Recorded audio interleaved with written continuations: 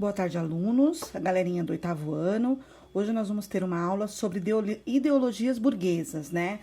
E mais precisamente sobre o iluminismo, né? E os filósofos iluministas, tá? Então vamos lá. Essa vai ser a primeira parte de 2 aulas, ok? A segunda aula a gente vai focar extremamente em liberalismo, ok? Então vamos lá. O que é o iluminismo, né?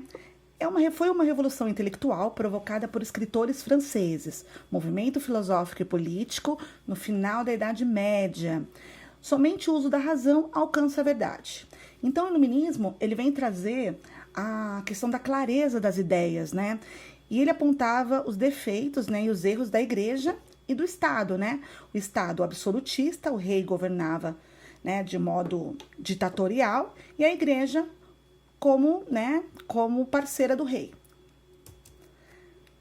Aqueles que recebiam o conhecimento eram chamados de iluminados por novos conhecimentos. Tinha o propósito de iluminar as trevas em que a sociedade se encontrava. Então, assim, a sociedade vinha da Idade Média, da Inquisição, né? Daquela fase difícil da história, né? Então, o iluminismo, ele vem iluminar a cabeça dos reis, né? Fazer com que os reis governem para o povo, comece a ter ideias de igualdade, liberdade, né? Esse é o foco mesmo do iluminismo.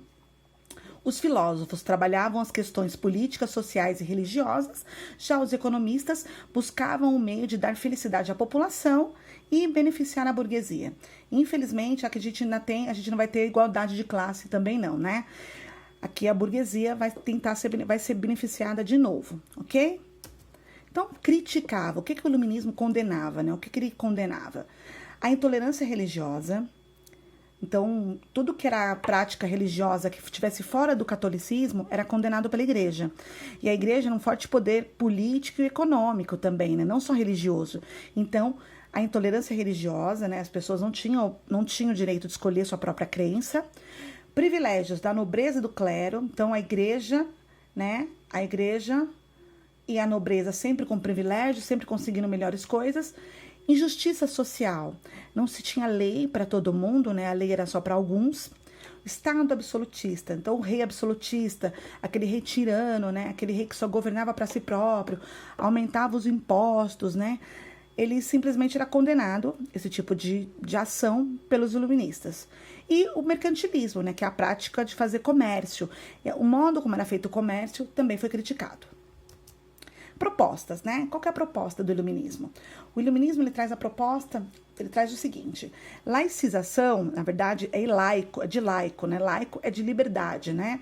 Então, a proposta é um Estado laico, então, onde o poder político não interfere na vida do ser humano. Então, assim, o Estado não vai interferir, não vai te obrigar a ser católico, o Estado não vai te obrigar a fazer parte daquele partido político. Não, você tem liberdade, você vive no Estado laico, né? O Brasil hoje é um Estado laico. Outra coisa, o ensino laico. Por que o ensino laico? Porque a Igreja Católica, ela influenciava na educação do século XVIII. Então, assim, muitas escolas tinham a doutrina católica no ensino, né? Então, por isso, eles queriam também o ensino laico. Liberalismo econômico, a gente vai tratar ele já já. Igualdade jurídica, né? Que a lei fosse para todos. E a liberdade individual. Cada ser humano fosse visto da mesma forma, com os mesmos direitos. 3 palavrinhas que definem muito o iluminismo, né? Universalidade, não deve haver discriminação social, não deve haver privilégio pelo nascimento. Então, assim, não tem esse papo de nasceu em berço de ouro, né? Não, todo mundo tem os mesmos direitos e os mesmos deveres. Individualidade, cada homem deve ser visto como um ser individual e não integrante do coletivo. Então, assim, o iluminismo acreditava que cada ser humano tinha a sua forma de pensar e tinha que ser respeitada, né? Eu não tinha que me envolver num monte de gente só porque aquele monte de gente estava falando, eu tinha que pensar igual. Não, eu tinha o direito de pensar do meu modo, né? E autonomia, liberdade geral de pensamento, sem controle da religião e do Estado, né? Então, aqui o Estado, de novo, né? Não influenciar na opção das pessoas e a religião também. Não influenciar na vida de ninguém. Principais teóricos, vamos ver as pessoas que apoiavam, né? Primeiro a gente tem o René Descartes, 1596 a 1650. Ele é o precursor do iluminismo, né? Ele é um dos primeiros a vir com a questão iluminista. Ele defendia a razão como o único caminho para o conhecimento. Então, com clareza, com razão, com discernimento, você chegava ao conhecimento. A principal tese dele, Penso, Logo Existo, né? E o principal obra é o Discurso do Método, em 1637. John Locke, 1632 a 1704. Ele é chamado de pai do iluminismo. Todo conhecimento vem da experiência, então ele acredita que a experiência vai trazer conhecimento, né? Ele participou da Revolução Gloriosa, que nós vamos ver mais pra frente. Obra de destaque dele é Segundo Tratado sobre o Governo Civil, e ele era contra a concentração do poder na mão do rei. Ele não era contra a monarquia, mas ele era contra todo o poder na mão do rei. Então ele era a favor do quê? De uma monarquia parlamentar, né? Um rei governando junto com o parlamento, ok? Jean-Jacques Rousseau. Então, Rousseau, 1712 a 1778, é o pai da democracia moderna, né? Ele que veio falar de liberdade, né? O homem é bom por natureza, a sociedade que a corrompe. Essa é a principal frase do Rousseau.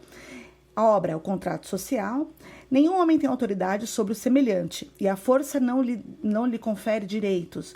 Assim, somente os contratos ou pactos podem legitimar a autoridade. Então, assim, ele acreditava que tudo que tivesse tinha que ser escrito, assinado, regulamentado, né?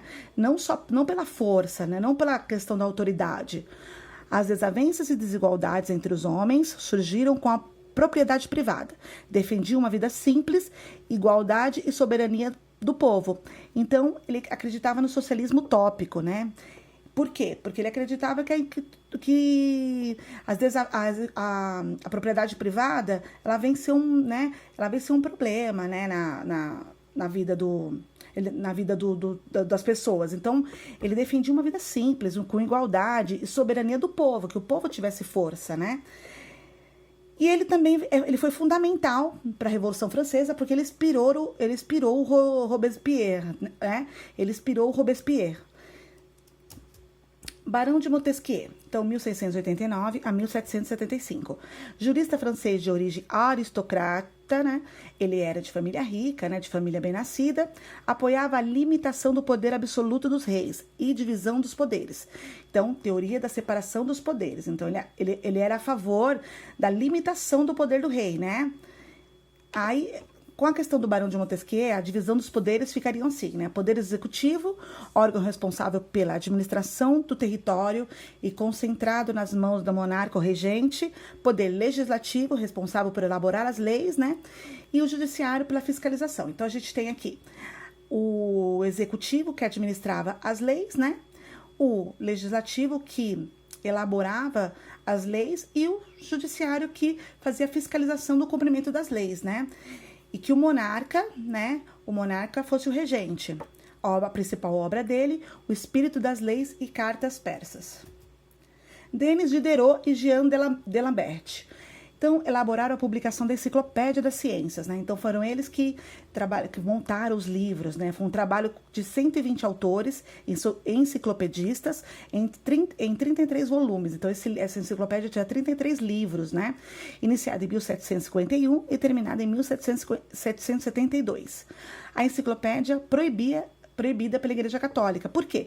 Porque a Igreja Católica, ela tomava conta do conhecimento, né? Os monges copistas da Idade Média faziam os livros e o povo não tinha direito a ler, né? Era proibido. No filme O Nome da Rosa é bem discriminado isso, né? Então, a Igreja era contra a enciclopédia.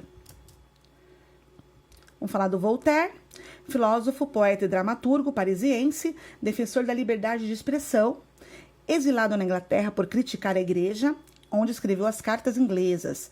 Critica o absolutismo e a intolerância religiosa, defendia que as transformações sociais deveriam acontecer por intermédio do monarca ilustrado, que era o déspota esclarecido, e não por revoltas populares. Influenciou pensadores da Revolução Francesa e da independência americana. Então, ele foi um defensor da liberdade de expressão, que as pessoas podiam se manifestar, né? Ele foi exilado, né? Foi mandado para fora do país, justamente por causa que era contra a Igreja, por criticar demais a Igreja. Criticava o absolutismo do rei e a intolerância religiosa. Então é isso. Galerinha, então aqui a gente conseguiu ver um apanhado geral do iluminismo, né? Que eu acho que facilita bastante a nossa aula, né? E aí é só para relembrar mesmo esse conteúdo que é tão importante para a história. Valeu? Então tá bom, obrigada e até loguinho. Tchau, tchau.